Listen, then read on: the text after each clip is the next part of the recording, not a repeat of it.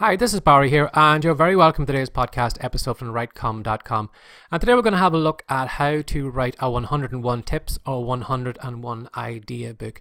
Now, what I love about these books, especially for someone maybe who's never written a book before, is basically just the sheer simplicity of it. You know, if you look at a 101 tips book, it's basically just like a shopping list. You know, it's one after another, and you're basically just giving that person, you know, tips, tricks, advice, and, you know, all those different things. And, you know, the type of buyer who buys these types of books are just somebody who wants to, you know, get into the content of it. They're not interested in your fancy writing or your, you know, expanding ideas. They just, if you can satisfy their problem or their question they have with a simple answer, you know, one line answer to that, you know, they'll be all over it and they will leave you a positive review. You know, they're not kind of looking at your writing to be on the level of Hemingway. You know, it's just basically, just give me the facts, let me act in them, and, you know, that's what they're saying as they're reading the piece. And that is why you should have, you know, in your mind when you're writing these books. You know, if I was recommending maybe somebody who was going to start writing, this would be one of the first books I would say. Just basically, you know, come out with this and get this under your belt and get a little bit of confidence. And although the simplicity of them, you know, they're so easy to do because basically, as I said before, it's a shopping list. There are some things you need to bear in mind. You know, sometimes you can think that it's just basically just a matter of just, you know, writing down tip 1, tip 2, tip 3. But there is mistakes that you can make in these type of books, and that is what we're going to have a look at in this podcast episode. And the first mistake that a lot of people do maybe when they are creating these 100 tips books is that they dump everything together without giving it any thought.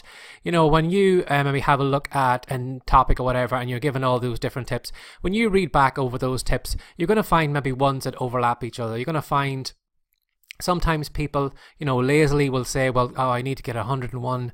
You know, I've already said this tip before and I'll just repeat it further down, you know, because, you know, if it's at tip number 2 and it's a tip number 99, you know, nobody's going to notice you see that tip coming up again. And, you know, I can kind of bulk out the content of the book to get it up to the 100.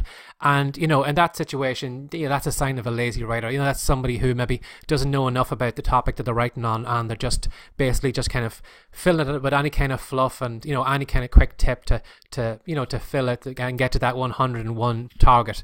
So what you don't want to do, you don't want to give your, you know, weak tips or anything like that, or kind of, you're going to find when you write down as much tips as you know about the topic that you're writing on, you're going to find some of the tips will overlap each other.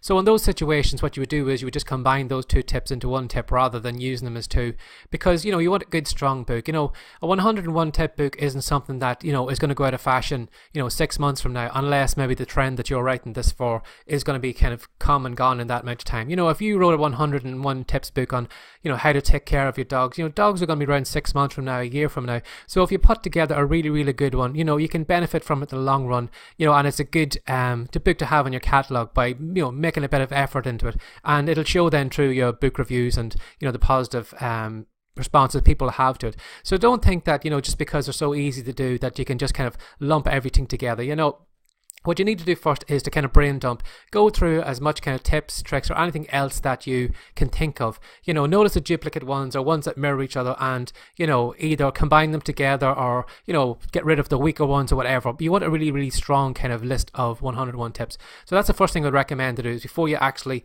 you know, dump everything down, is to just have a look at what you actually know, and, you know, whether you can combine some of these tips to, you know, to form one rather than just putting two weaker ones into it. You want each tip to be really strong with the person is going to be reading it, and they're going to be really, really impressed with it. Another mistake you can get to is to thinking that all the readers are on the same level. You know, you might have some readers maybe who love reading up on the topic that they're in. Maybe in the dog niche, maybe they've read every book on dog niches and whatever it is, whether the breed or the training or, you know, whatever it is with the dog, and maybe they know as much maybe as you do.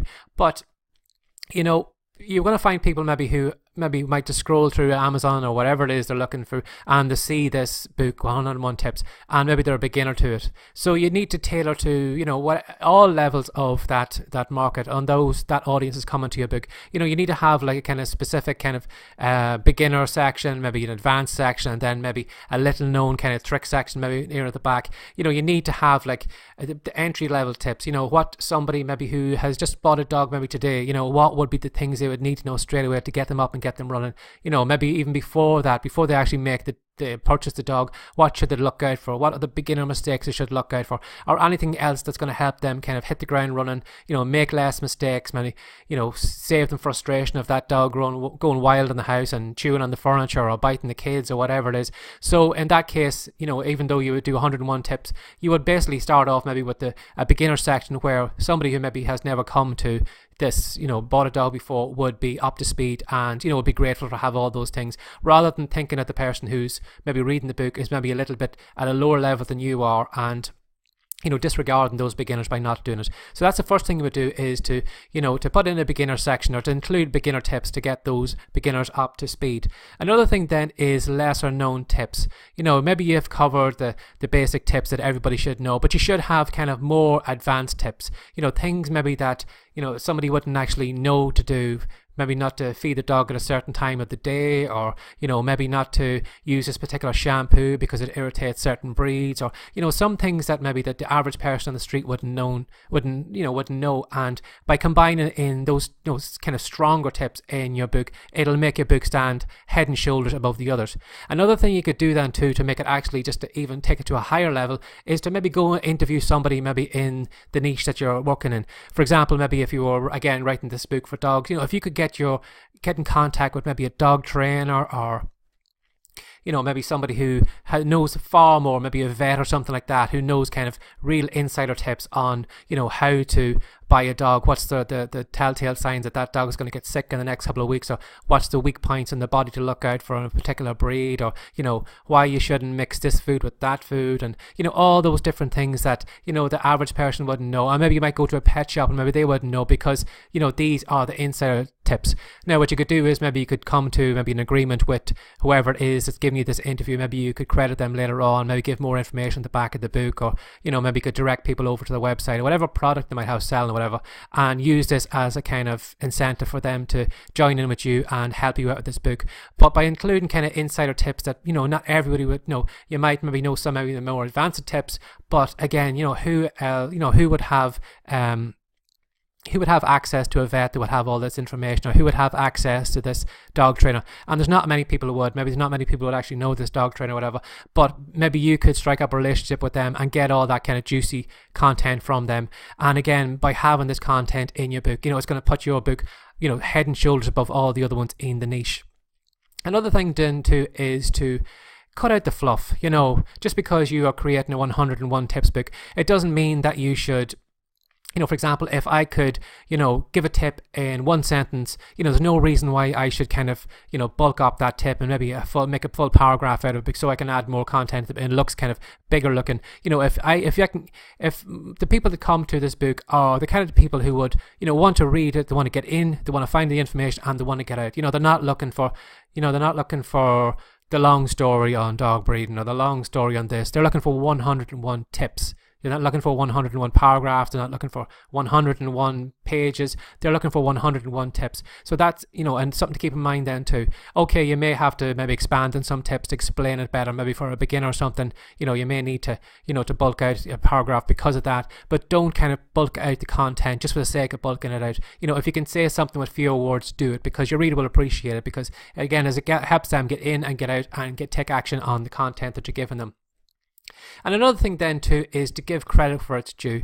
No matter how much you know in the dog niche and the writing niche or whatever it is that you are writing the book, you don't know everything. There's always information that's coming to the market every day. There's always some discovery, some scientific discovery. There's some websites come online. There's somebody's bringing some kind of technology or device or a gadget that you probably don't know about. So, when you're doing your research for your 101 tips, you're going to find that, there's some stuff that you're going to find that you didn't know before. And, by you coming along and putting it all in your book and not giving credit to it, you may say to yourself, well, by me not giving credit to anybody else, it makes me look like I'm the expert because I know all this information. But who humanly knows all the information on dogs? Who, knows all the information and who is on the pulse of everything? You don't. There's no way you can keep up unless you're one of those people who just kind of read up on your niche every time and every day you're spending, reading articles and all those different things.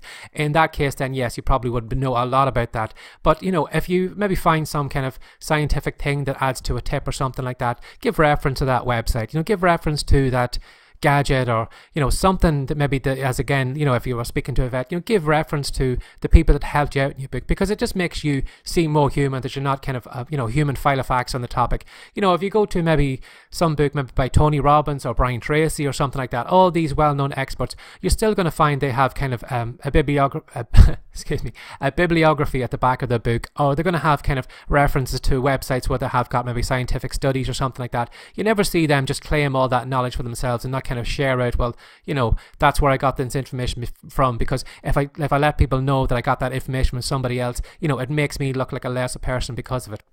It doesn't. It just shows that you're human, and it's only fair that you should kind of credit those people. You should direct people to those websites where they can find out more if they want to click through those links. So I have all that content at the back of your book, some kind of index or some bibliography or something like that, that is going to direct your readers to those things, and they're going to appreciate for you.